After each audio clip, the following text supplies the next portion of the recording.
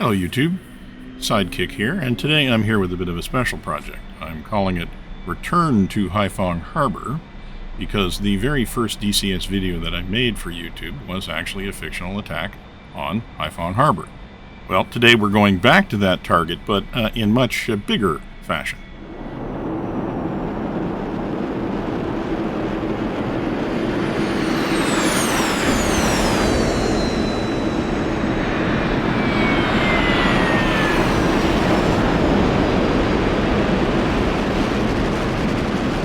As you might know, I've recently been spending a fair bit of time reading about the history of ground attack from the air for a series of videos that I'm doing about that history.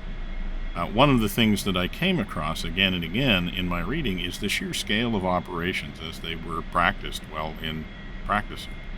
This, in the end, I find is one of the major differences between my sim experience and the situations that I'm reading about. And that difference isn't actually in the aircraft or the weapons on the ground. It's actually the fact that historically it was exceedingly rare for a pilot to be in the air alone, or even with a few buddies.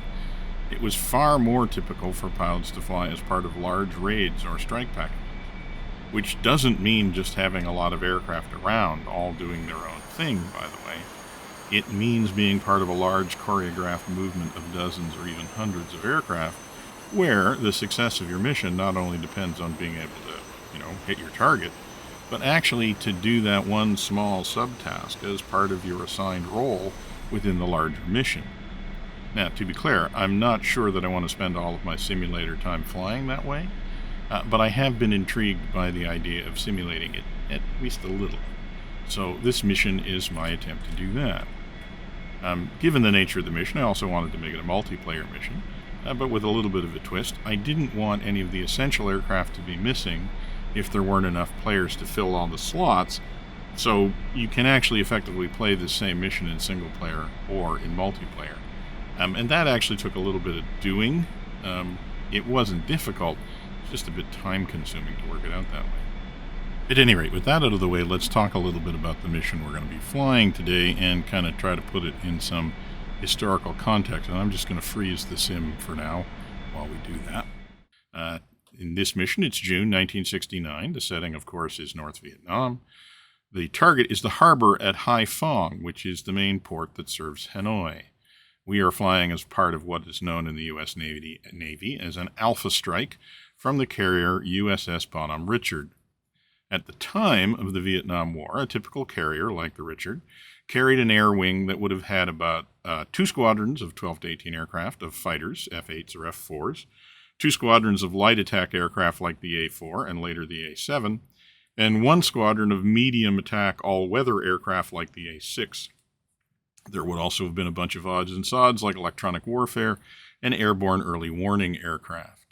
Now, in a normal course of operations, a carrier could launch a bunch of normal strikes, which usually consisted of a single division of maybe 2 or 4 aircraft assigned to a minor target, or they could launch a single Alpha Strike using almost its entire air wing against one single important target. And today we're going to try and simulate at least a portion of such an Alpha Strike. We're going to be flying as one of 20 aircraft, but that's actually only part of the whole Alpha Strike package. Specifically, we're going to be flying as part of either the flak suppression or the strike elements. In addition to the aircraft we're flying with, there would also be a wild weasel element that preceded us and which has been busily suppressing SAM sites, so we don't have to worry about that threat. And there'd also be at least a couple of flights of MiGCAP being flown by either F-8s or F-4s. They'd be flying at high altitude, and we probably wouldn't hear from them at all unless something actually got through their screen. The strike package that we're part of consists of 2 separate parts. A flak suppressor group of 8 aircraft and a strike group of 12. Each group of aircraft is split into divisions or flights of 4 aircraft, and each flight has 2 two-ship elements. All of this matters because the role that we have to play as the player in the mission depends not only on the group we pick, but our place within that group and even within the two-ship element. So basically, the mission is set up so that there are 4 choices. Well, and then there's a 5th one that's a bit more gamey, although also maybe a bit more fun.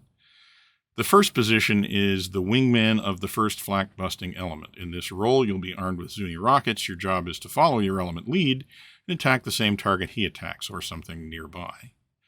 The second position is an element lead of the second flak-busting element. In this role, you'll be armed with Mark 82 bombs. Your job is to select a target and neutralize it. Your wingman should stay with you and hit the same target. The third position is the strike package leader and also the element lead for the first strike element. In this role, you'll be armed with Mark 83 bombs, and your job will be to bomb the primary target. You'll also lead all of the strike elements, so you'll have to follow the planned ingress route at the planned speed in order to ensure that you arrive over the target just as the flakbusters finish their runs, so you can take maximum advantage of the disruption that they've caused.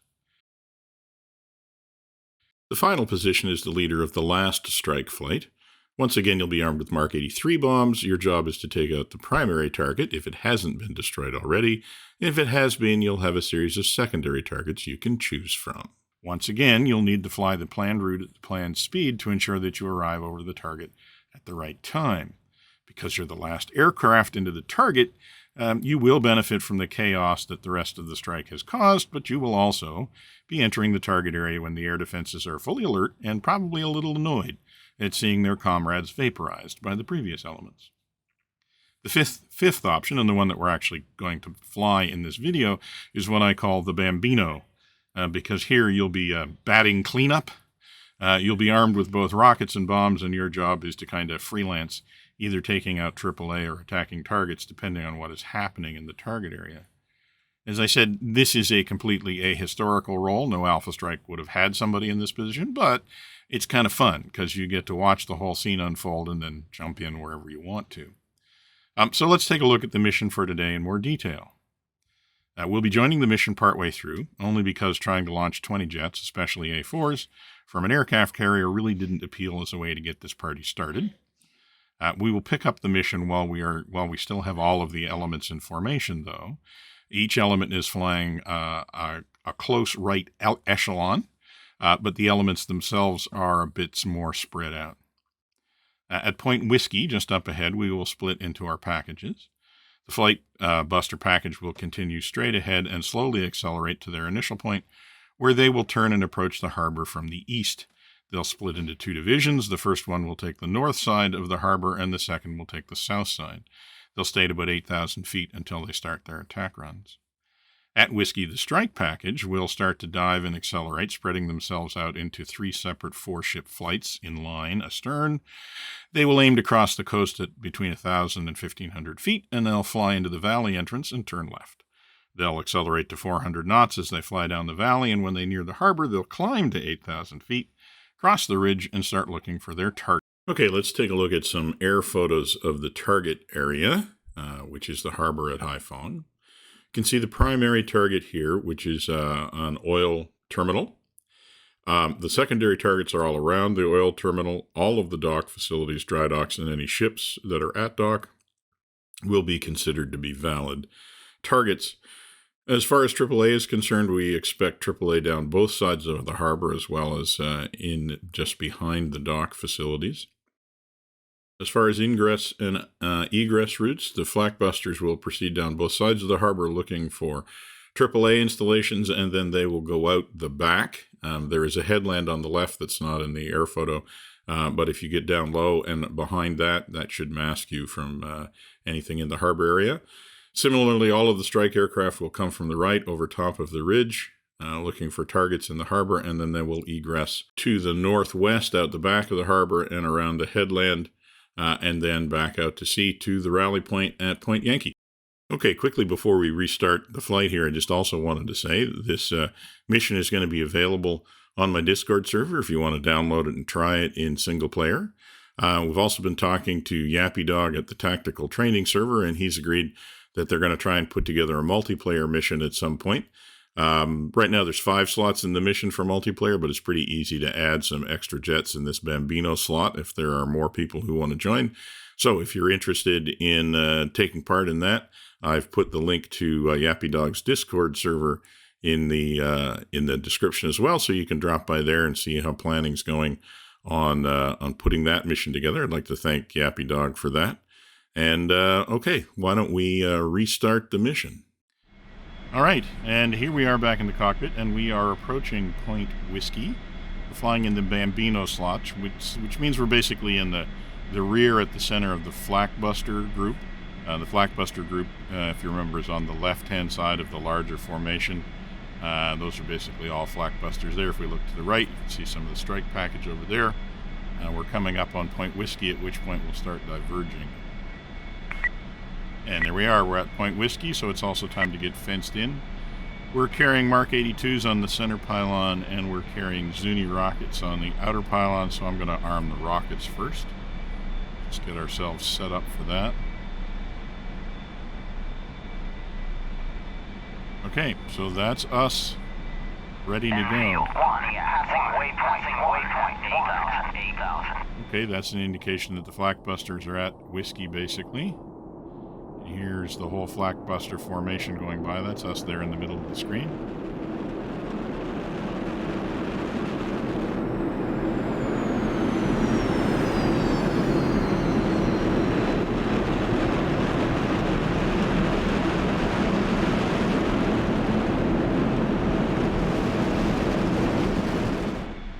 So as I said, that's us in the middle of the Flakbuster formation, basically trailing lead by a kilometer or so.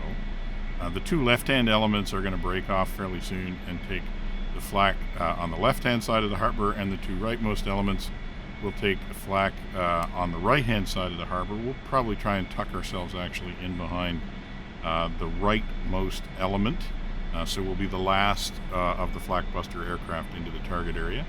And we'll try and look around, see if we can see anything that needs busting, and we'll use our rockets for that.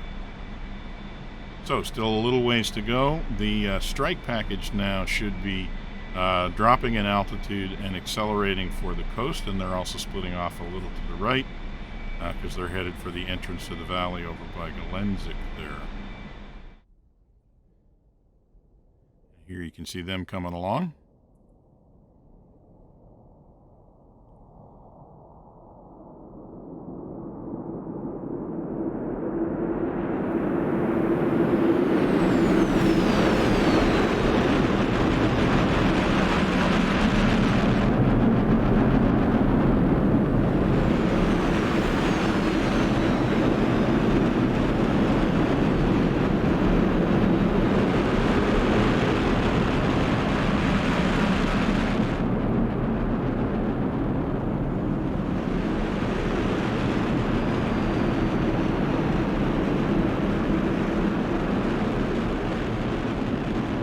They seem to be spreading themselves out. There's 12 strike aircraft altogether, 3 flights of 4 in elements of 2, and they seem to be stringing themselves out as they head down towards the coast. Pontiac 1, passing waypoint 2 at 2,900.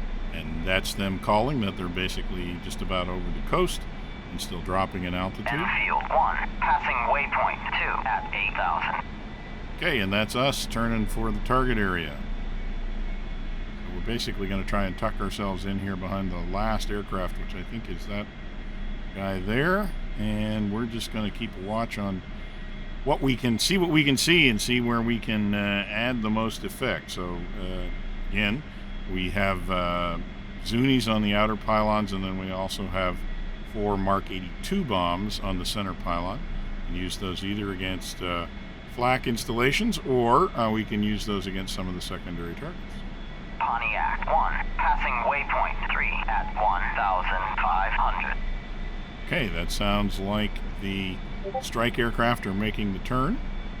So if you have any familiarity with the DCS mission editor at all, I'm sure you realize that one of the biggest challenges of creating this mission was trying to get as many as, well, in this case, 20 AI aircraft to all do something reasonable and sensible and in an expected fashion. But I think that it basically works, although you can tell me if it works when you try. Pontiac 1, passing waypoint 4 at 1,500. Okay, the strike aircraft are well into the valley.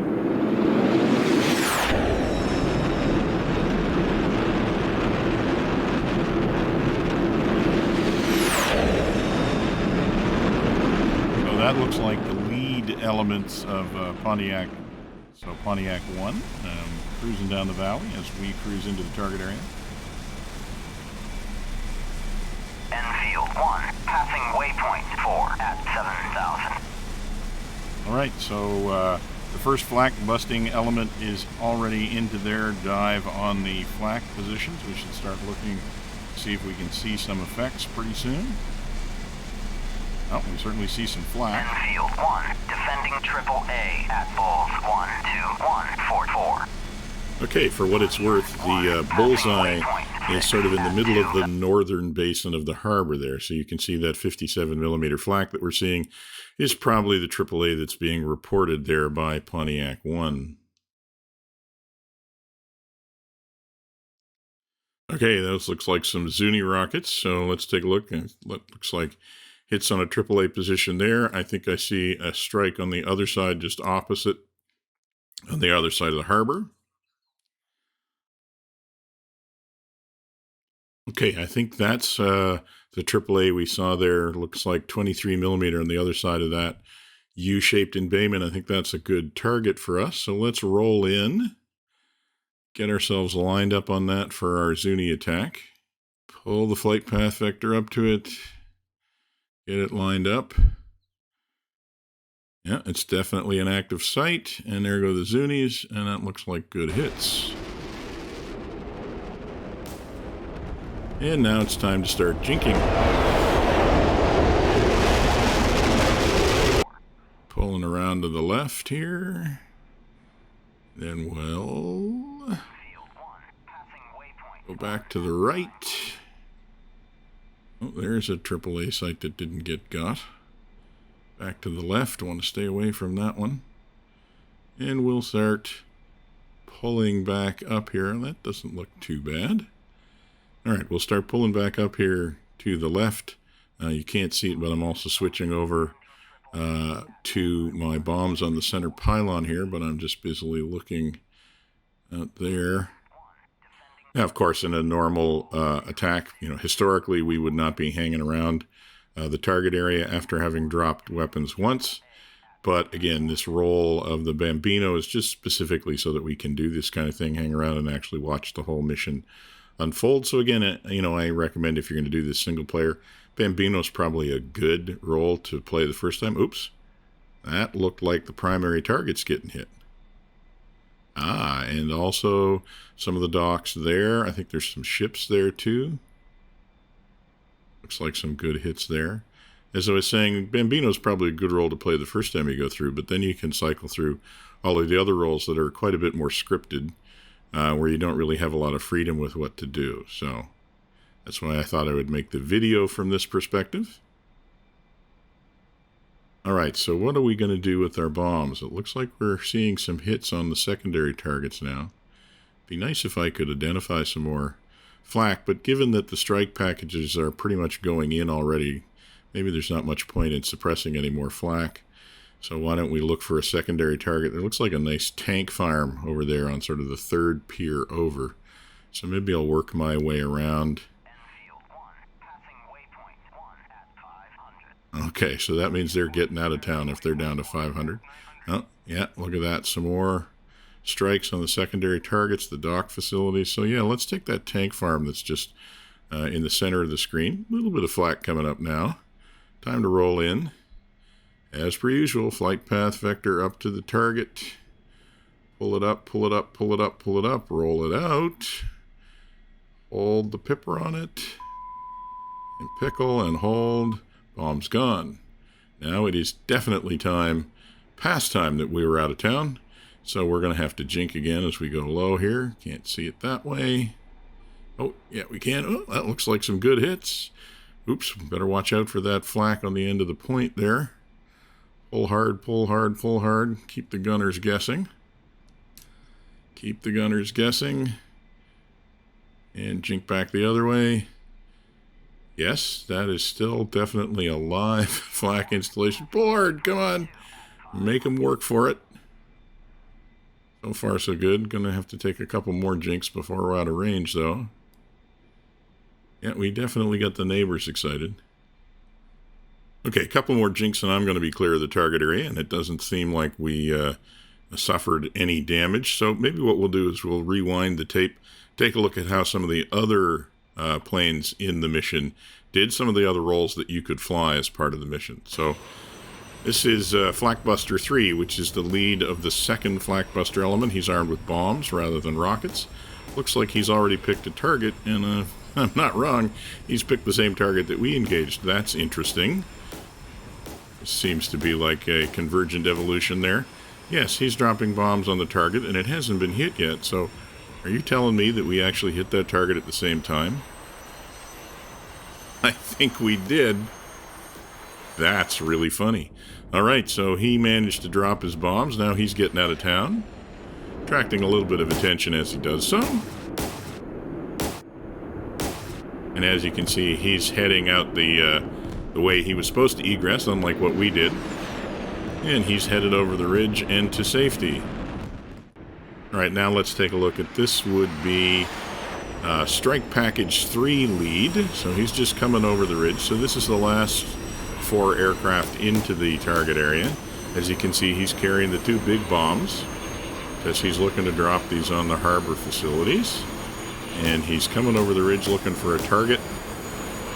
Because he's an AI aircraft, he's going to drop straight in on the target rather than rolling in like he would if you were doing it. Alright, so he's obviously picked a target and he started his dive. Not exactly sure what he's picked. It must be something a little bit beyond the primary target there. He's lining himself up. So he's coming in before we hit the storage tank. So we really must have been one of the last ones out. Oh, yes. Okay, there was a hit on a facility. There he goes, dropping his bombs. And it looks like it's going to be that building or those tanks in that tank farm. Oh, looks like it was like the headquarters building. And he's getting out of town.